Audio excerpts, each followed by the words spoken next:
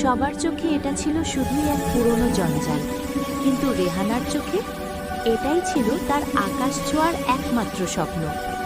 দিনের আলোয় যেখানে বাইক ছোঁয়া বারণ, সেখানে রাতের আধারে চলত রেহানার গোপন ইঞ্জিনিয়ারিং।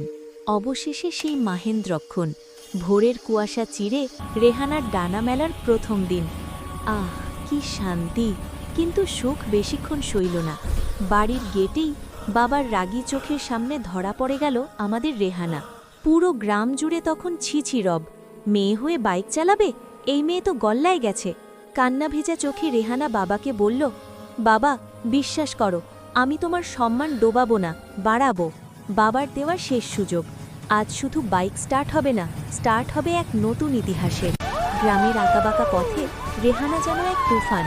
তার সাহস দেখে সমালোচকদের মুখও আজ বন্ধ। মেয়ের সাফল্যে বাবার রাগ তখন গর্বের জল হয়ে ঝরছে। এ জয় শুধু রেহানার না, বাবার ভালোবাসারও। যে বাবা একদিন বাধা দিতেন, আজ তিনিই মেয়ের গর্বিত যাত্রী। স্বপ্ন থাকলে বাধা তো সরবেই।